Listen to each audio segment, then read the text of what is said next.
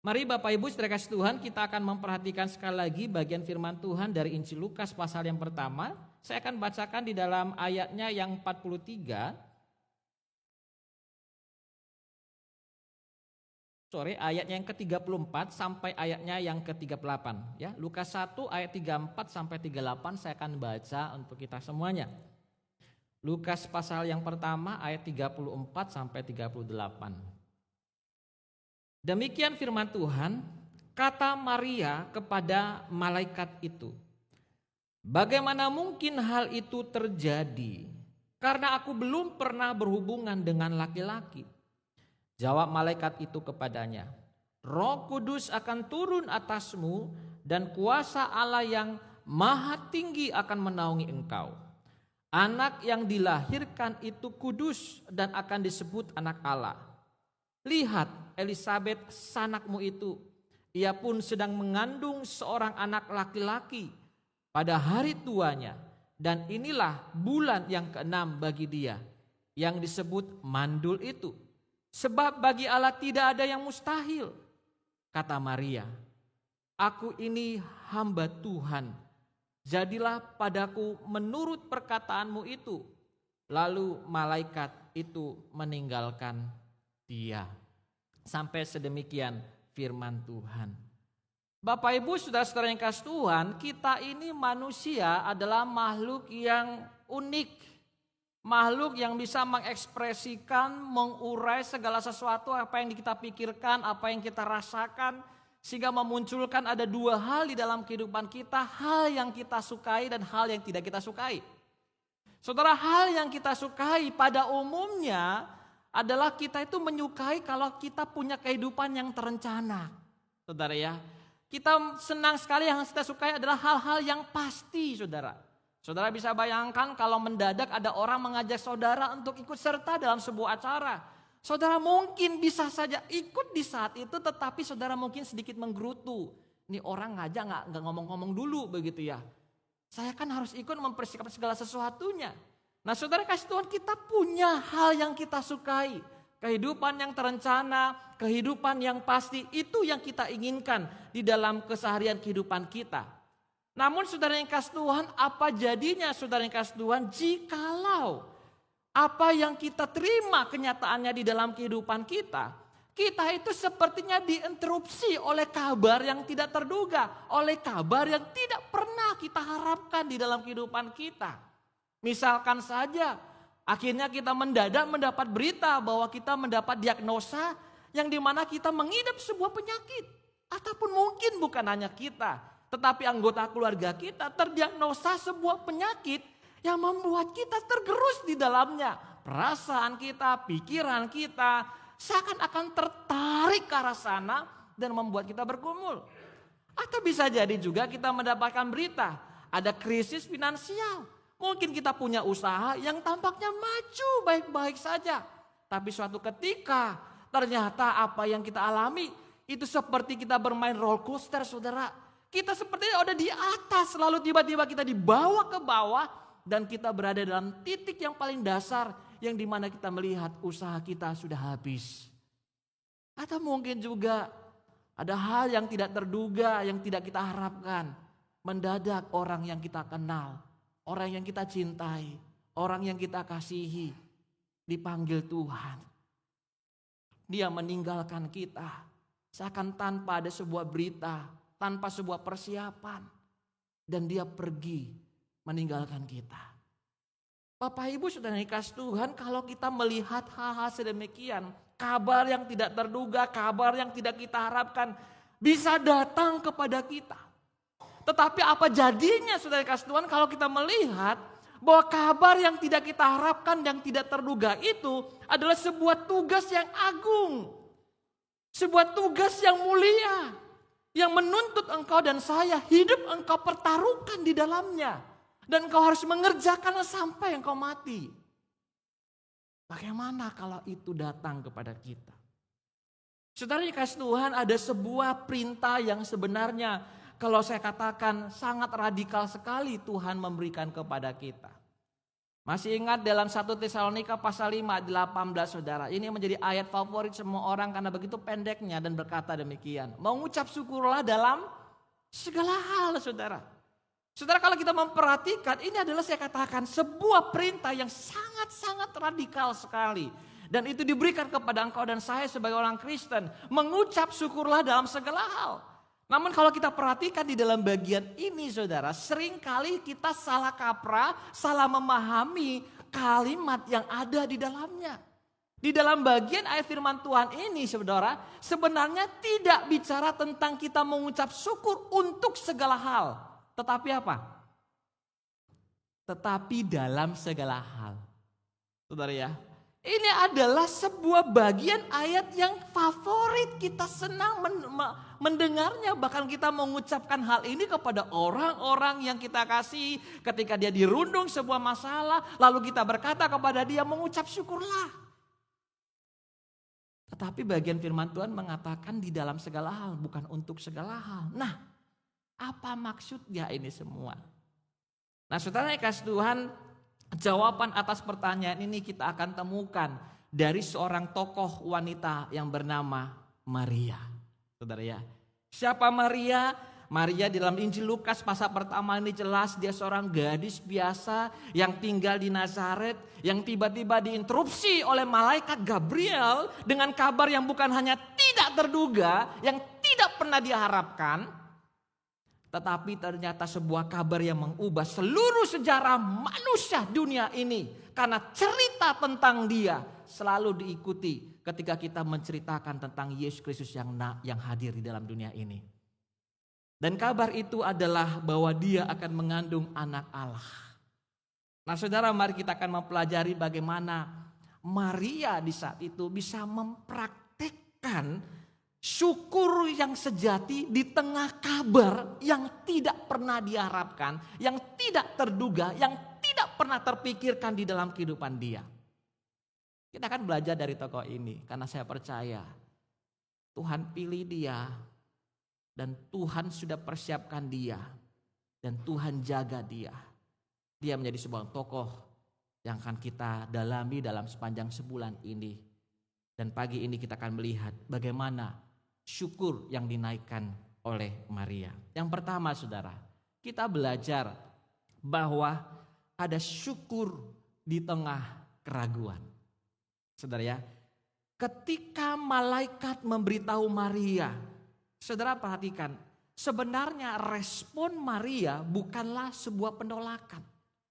Tetapi responnya adalah munculnya sebuah pertanyaan yang jujur. Saya garis bawahi, saya highlight saudara ya. Sebuah pertanyaan yang jujur. Dia bertanya, bagaimana mungkin hal itu terjadi karena aku belum bersuami. Ini adalah sebuah keraguan yang logis di dalam pemikiran seorang bernama Maria. Bagaimana mungkin hal itu terjadi karena aku belum bersuami. Dia paham hanya orang yang menikah, yang bersuami bisa terjadi mengandung. Tetapi bagaimana mungkin aku belum bersuami. Tetapi setelah kasih Tuhan, kita ingat juga bahwa di dalam Alkitab ada cerita kisah tentang seorang bernama Zakaria. Seorang ayah dari yang namanya Yohanes Pembaptis. Saudara, ketika dia menerima sebuah kabar baik yang sebenarnya sama-sama juga tidak terduga saudara, bahwa istrinya akan mengandung. Saudara perhatikan, Zakaria mempertanyakan kuasa Allah di situ. Pertanyaannya demikian, bagaimana aku tahu bahwa hal ini akan terjadi? Saudara, sama-sama punya pertanyaan, tetapi makna dari pertanyaan itu berbeda saudara. Akibatnya apa saudara dari pertanyaan daripada Zakaria ini? Dia dihukum menjadi bisu. Nah saudara dikasih Tuhan, saya mau katakan kepada kita, ketika kita belajar tokoh Maria ini, saudara Maria ini menjadi perwakilan diri kita sebagai manusia. Yang mana ketika kita dihadapkan kepada rencana Tuhan yang tanda kutip sepertinya tidak masuk akal secara kita manusia. Tetapi kalau kita memperhatikan perbedaan yang mendasar, Zakaria di dalam dia bertanya, membuat pertanyaan itu, ada sebuah keraguan pada kuasa Allah dari pertanyaan Zakaria. Kalau Maria, dia muncul sebuah keraguan hanya kepada mekanismenya. Bagaimana caranya? Jadi saudara, kalau kita melihat dari apa yang terjadi pada Maria di dalam dialog dia kepada malaikat Gabriel, kita melihat bahwa syukur yang dinaikkan oleh daripada Maria ini di dalam situasi yang tidak terduga, yang tidak diharapkan dia, ini menuntut apa saudara? Menuntut kita untuk bukan mengabaikan akal sehat kita. Atau menjadi pribadi yang berpura-pura seakan-akan semuanya baik-baik saja. Tetapi saudara kasih Tuhan, di sini dia berhadapkan kepada sebuah berita, kabar yang tampaknya buruk bagi Maria, kabar yang tidak baik bagi Maria, tetapi dia memahami ada sebuah tugas ilahi yang mustahil. Yang sebenarnya saudara, sebagai manusia, keraguan yang muncul pada Maria ini sesuatu yang logis enggak saudara? Sesuatu yang logis. Dia punya perasaan, dia punya kehendak, dia punya mimpi, punya hasrat tentang masa depan dia dan sebagainya.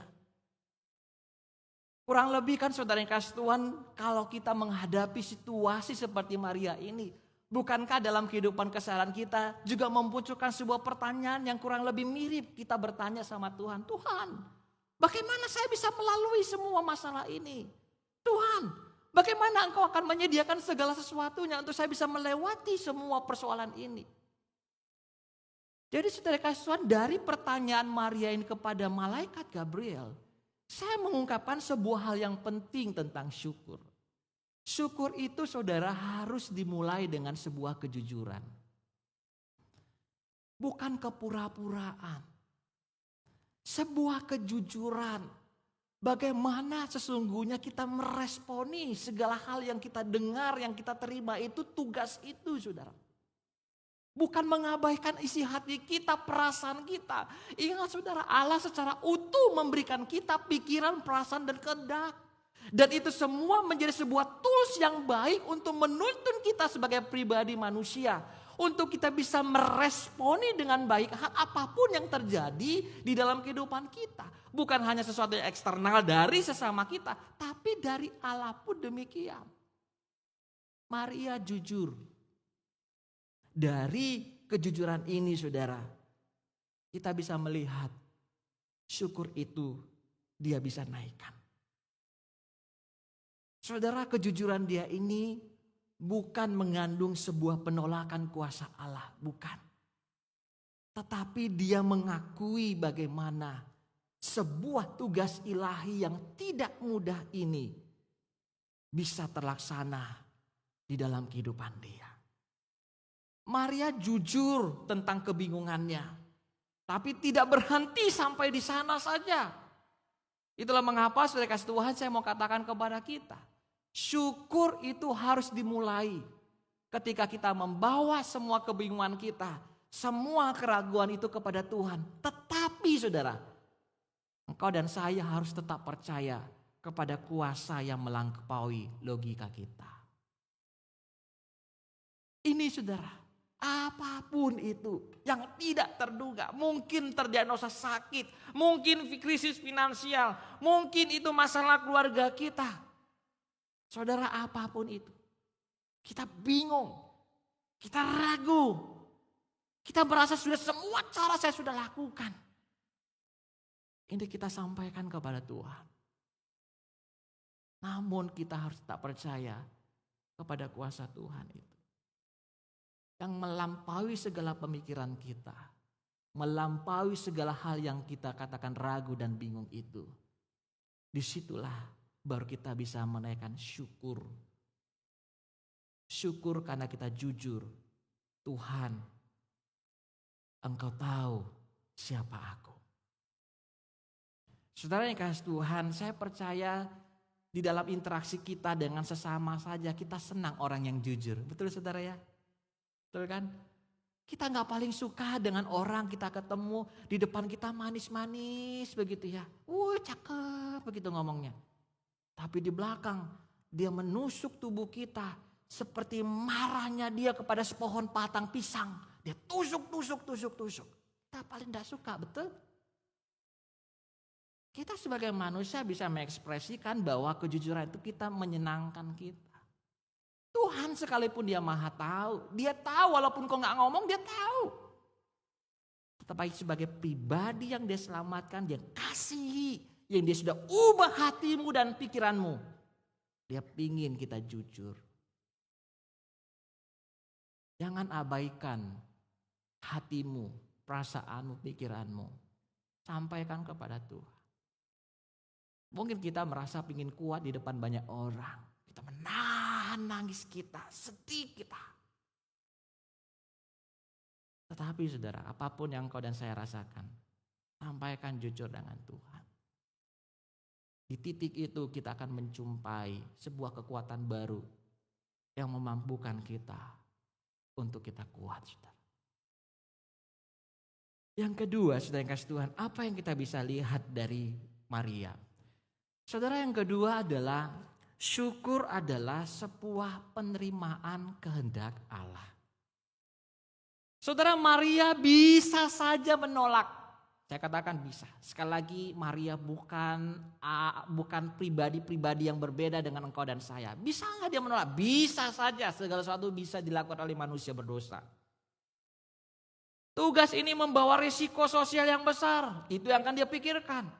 Dia bisa dicurigai oleh banyak orang. Bagaimana mungkin dia bisa mengandung? Dia kan masih perawan.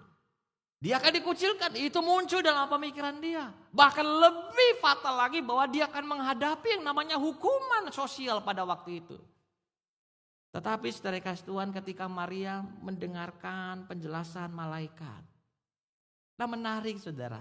Setelah malaikat menjelaskan kepada dia, kalimat ini yang keluar dari mulut bibirnya. Mari kita baca. 1, 2, 3. Sesungguhnya aku ini adalah hamba Tuhan. Jadilah padaku menurut perkataanmu itu. Saudara, kalau kita mengkorelasikan apa yang terjadi pada Maria dengan apa yang dimaksud dengan 1 Tesalonika 18 tadi tentang bagaimana mengucap syukur dalam segala hal, saya mau katakan saudara kasih Tuhan, inilah jantung daripada 1 Tesalonika 5:18. Adalah sebuah penyerahan iman yang sangat radikal. Dia menundukkan agenda pribadinya. Dia menundukkan reputasinya. Bahkan masa depannya di bawah kedaulatan Tuhan. Ini adalah kalimat yang sangat-sangat radikal sekali. Muncul iman yang luar biasa dari seorang perempuan bernama Maria. Saudara, saya mau menggambarkan dalam sebuah cerita bagaimana iman yang radikal itu, saudara. Saudara, bayangkan sebuah kapal yang besar, saudara. Dan kapal itu sedang berlayar di tengah lautan yang sangat tenang sekali. Lalu tiba-tiba saudara kasih Tuhan, mereka dihantam badai yang cukup besar yang membuat kapal itu mulai goyang, saudara.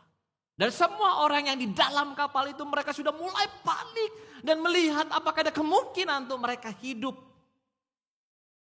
Saudara, di anjungan kapal, seorang kapten kapal yang berpengalaman itu dia berdiri tegak di khalayak ramai yang ada dalam kapal itu. Lalu dia mencoba mencari laporan cuaca yang ada. Dan ternyata laporan yang dikeluarkan sangat mengerikan. Saudara, naluri pertama yang muncul dari seorang kapten di tengah kondisi seperti itu apa, saudara?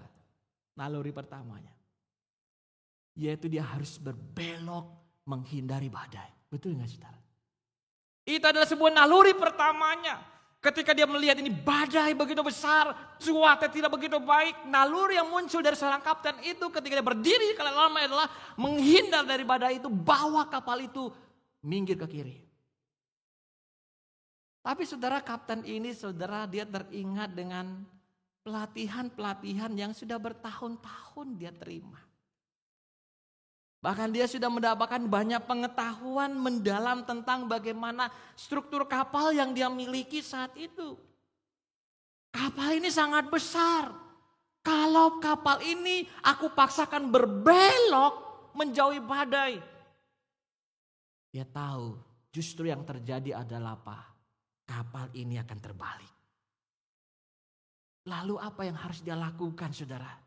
Kapten ini harus melakukan sesuatu yang bertentangan dengan semua orang yang ada di dalam kapal itu. Yang berteriak supaya kapten cepat bawa kapal ini, hindari badai itu.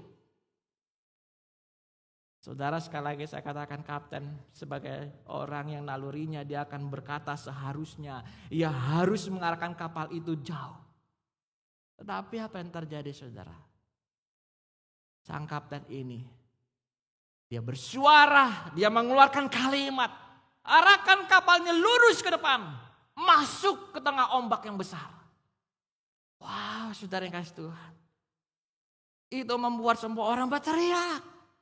Saudara bisa bayangkan kalau kita ada dalam kapal itu, lalu badai itu begitu besar, lalu kapten yang kita harapkan dia bisa mengambil keputusan yang tepat, namun dia berteriak dengan suara yang lantang, arahkan kapal itu lurus ke depan, masuk ke tengah ombak yang besar. Secara naluri semua orang di dalam berteriak menolak. Kalau bisa aku melompat dan aku hidup, aku akan melompat. Teriakan satu persatu keluar dari orang-orang dalam kapal. Jangan kapten, bahaya. Saudara, ternyata di tengah-tengah khalayak yang ada di dalam kapal itu ada seorang veteran kapal. Seorang kapten yang sudah tua. Dia mulai berpikir dan dia mencoba memahami.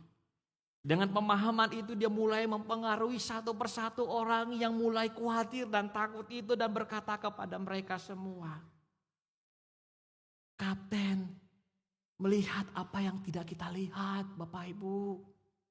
Kapten, tahu bahwa satu-satunya cara untuk menstabilkan kapal dan menghindarkan kehancuran total adalah harus dengan berani menghadapi badai itu, bukan lari darinya. Ternyata kalimat seorang veteran ini membuat orang semuanya mulai menenangkan dirinya. Bahwa apa yang mereka pikir sedemikian rupa ternyata itu bukan solusi yang tepat. Ternyata apa yang tidak mereka lihat dilihat oleh kapten ini. Dan itulah satu-satunya cara untuk mereka bisa melewati badai itu. Saudara, saya mau katakan, saudara. Syukur yang radikal itu mirip dengan tindakan awak kapal di kapten kapal ini, saudara. Mirip. Ketika badai tak terduga. Ketika peristiwa yang tidak kita harapkan terjadi, krisis finansial bisa terjadi, diagnosa penyakit bisa datang, kita bisa kehilangan dan itu menghantam kehidupan engkau dan saya. Naluri kita yang pertama apa, saudara? Naluri kita yang pertama kita akan bilang, aku berbalik saja, aku pergi menghindarinya. Aku tinggalkan semuanya. Dan kita ingin supaya kalau bisa Tuhan ikuti peta jalan saya. Ini map hidup saya. Dan map kita, jalan kita, peta kita itu jalan yang membuat kita nyaman. Membuat kita enak, membuat kita aman selama ini. Saudara yang dikasih Tuhan, syukur itu adalah sebuah kemampuan kita bisa menatap situasi yang sulit. Dan kita mampu berkata seperti Maria berkata. Sesungguhnya aku ini adalah hamba Tuhan. Jadilah padaku menurut perkataanmu itu.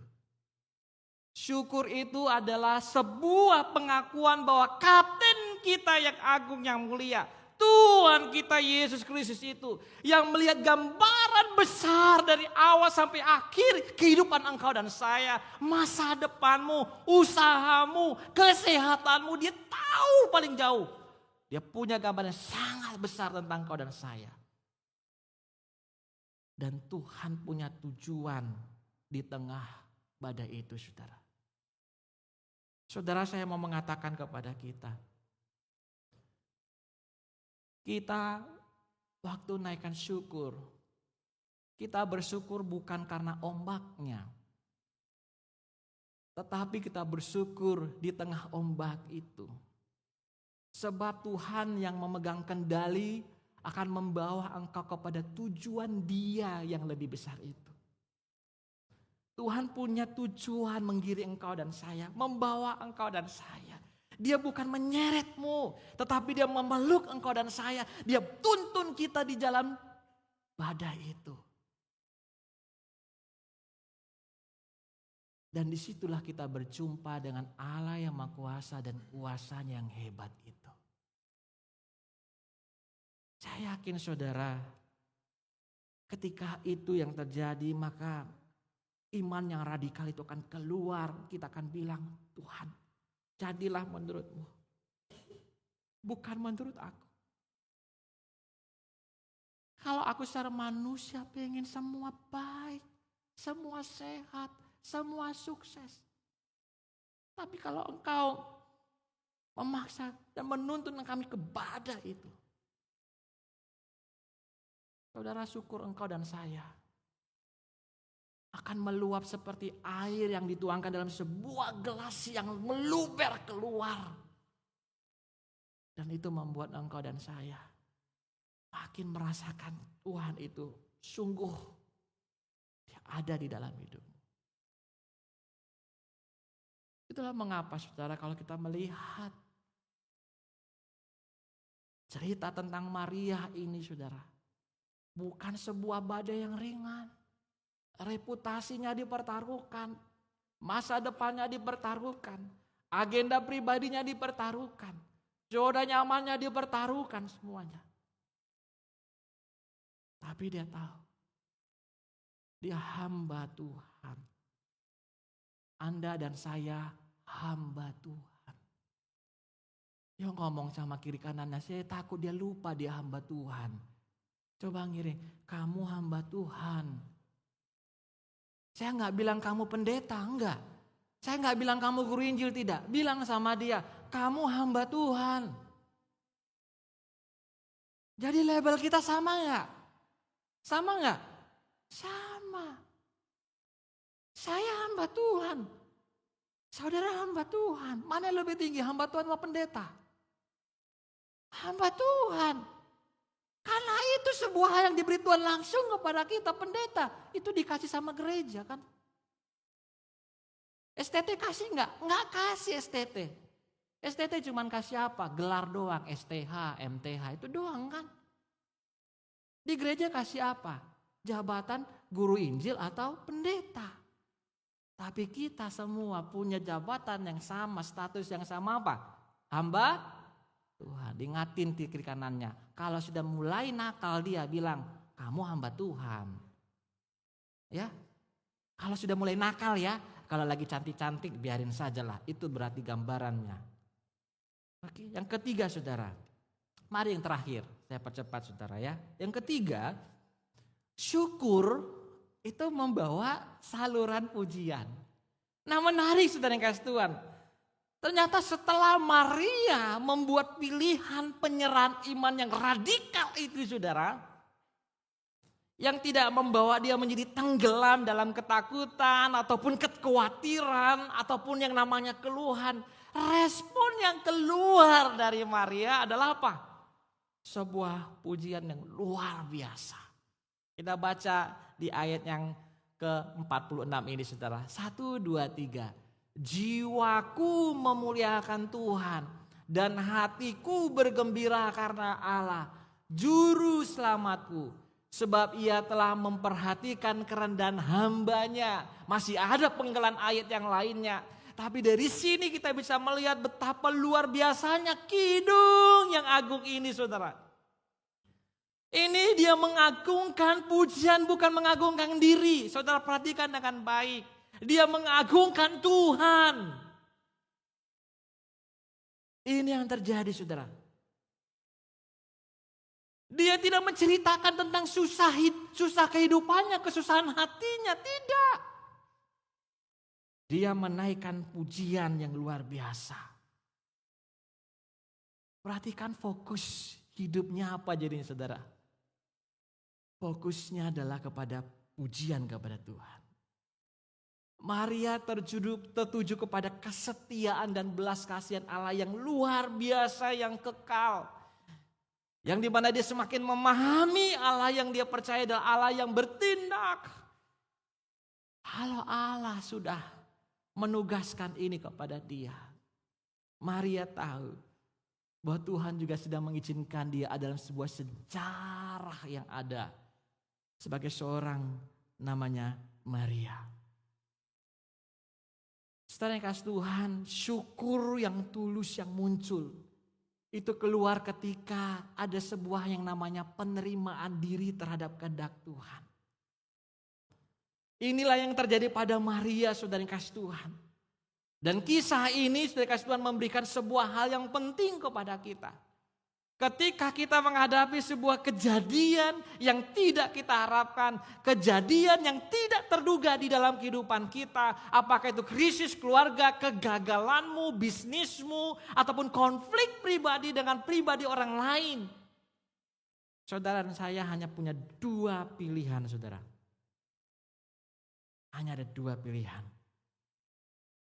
Pilihan itu adalah apakah saudara menjadi saluran keluhan atau saluran pujian.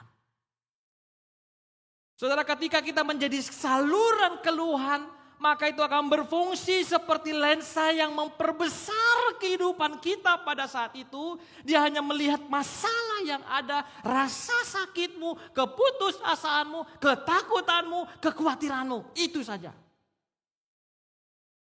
Sehingga kalau saudara kejumpa dengan ada orang,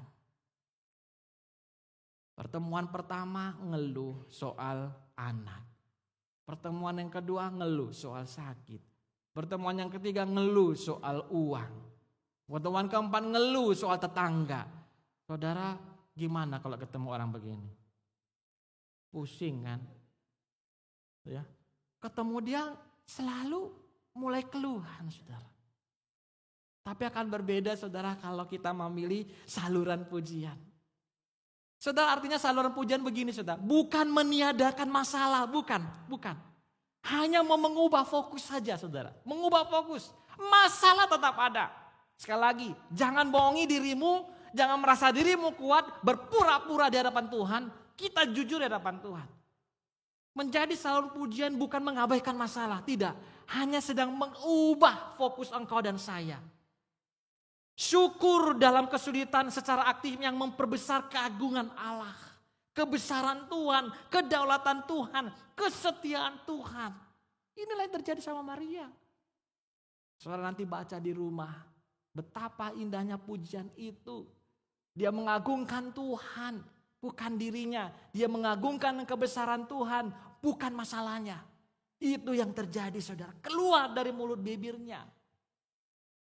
Mari saudara, kita anak-anak Tuhan diselamatkan Tuhan. Mari kita jauh lebih memilih untuk membuka hati kita menjadi saluran pujian syukur kepada Tuhan. Melihat Tuhan lebih besar dari masalah kita. Tuhan lebih besar dari masalah kita. Ngomong sama temannya, Tuhan lebih besar dari masalahmu. Ya, jangan tunjuk dia besar, bukan dia gendut, bukan. Tuhan lebih besar dari masalahmu.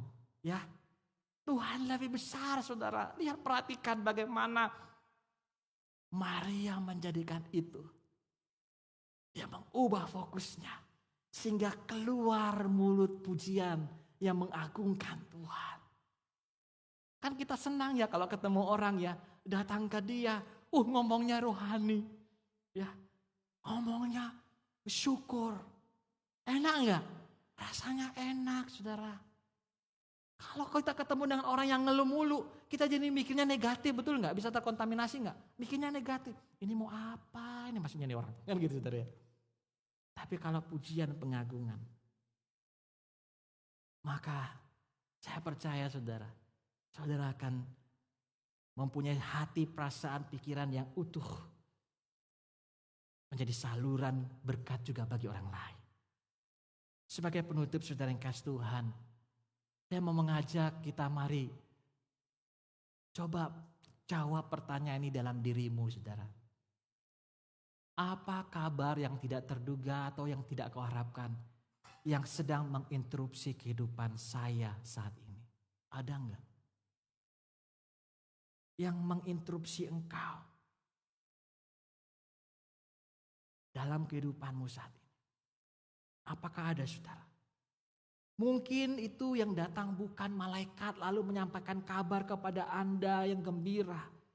Tapi barangkali yang tidak terduga, yang tidak kita harapkan itu tiba-tiba kita dapat telepon dari bank. Karena sudah mau jatuh tempo utang piutang kita. Itu menginterupsi, saudara.